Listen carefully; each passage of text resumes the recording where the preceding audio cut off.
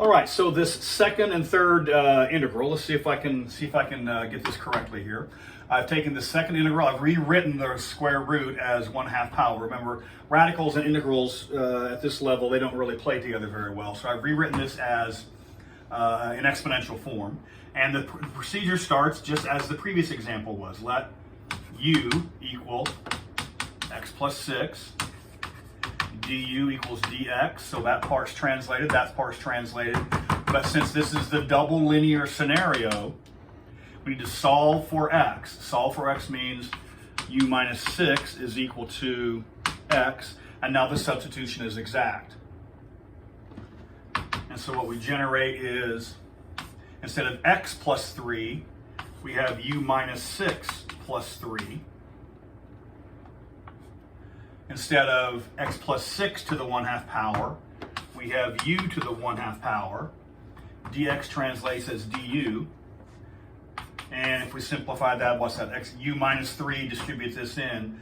So this becomes u to the, let's see, 3/2.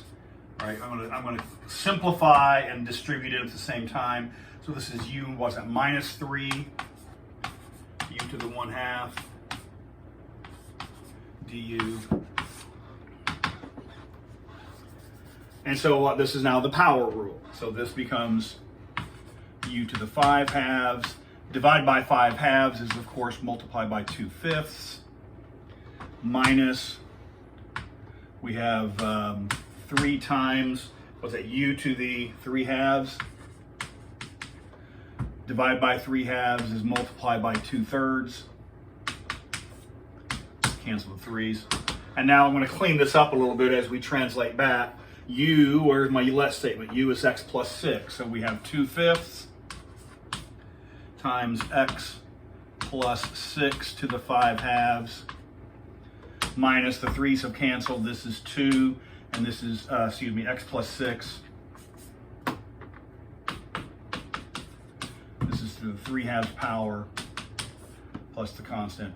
And that should be sufficient for us. You can simply leave this in exponential form, that's fine by me. If you want to return it to radical form, that's fine. So there's the second of these worked out in the double linear scenario. And then what I'll do is, see if we can, I need some more space here on my board. So now let's see if we can,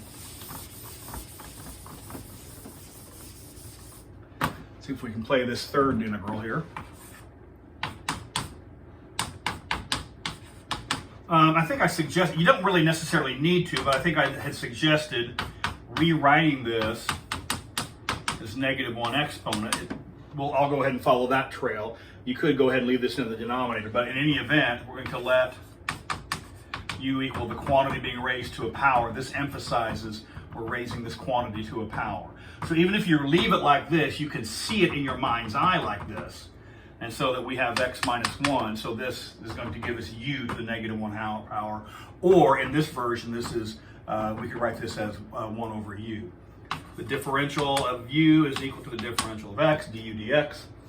And then, as before, solve for x. Double linear scenario. This is linear, this is linear. So solve for x. In this case, we have u plus 1 is equal to x.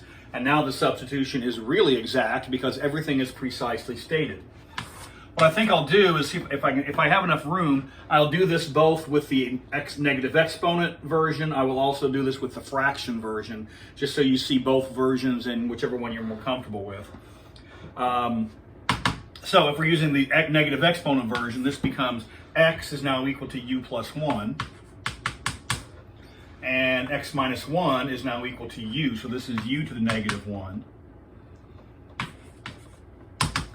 Distribute. So what does that give us? That gives us, when you multiply the bases, add the exponents. So u to the first, u to the -1, that's 1, plus u to the -1. And that's the power rule, or in the antiderivative of a constant, you reattach the variable. This is the natural log rule. So reattach the variable. And then back to the original, where was u? U was at my let statement, x minus 1.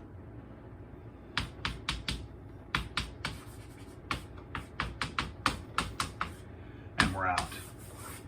If you prefer to use the fraction version, I'll go ahead and throw this here real quickly here. We have the same let statement, we have the same solving, we have the same differential line, but if we're going to use the fraction version, x in the numerator, x now becomes u plus 1. dx is still du, but now x minus 1 in denominator, right, becomes u. Now this looks different, it doesn't look like we've gained anything, but the difference is here, because the denominator is a monomial, here you may split the numerator. Here you may not split denominators. Split denominator is never allowed. You may split the numerator here. So if you split the numerator,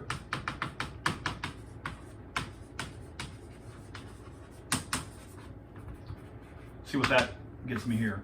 So we get the integral of, this is u over u plus 1 over u, which is the same thing as 1 plus 1 over u. And we are now at the same place we were right here. So this is the same effect. Antiderivative of 1 is u, and the antiderivative of 1 over u is natural log absolute u plus c. And so this is where the two methods merge back and we get the same final result. So that's the double linear scenario. You should watch for that in the basic types of integrals. That's another tool in the toolkit so that you should be able to expand the kinds of integrals you should be able to handle now. Bear in mind, this does not work if they're both quadratic. This does not work if they're both to the third power. This is the double linear scenario. They must both be linear. But when that happens, after the let statement, after you find the differential, go back, solve for x from the let statement, and from there, you might still need to do some other work. In this case, we had to split the numerator. But in any event, you should be able to get to a place where you can handle that integral and be able to work that out.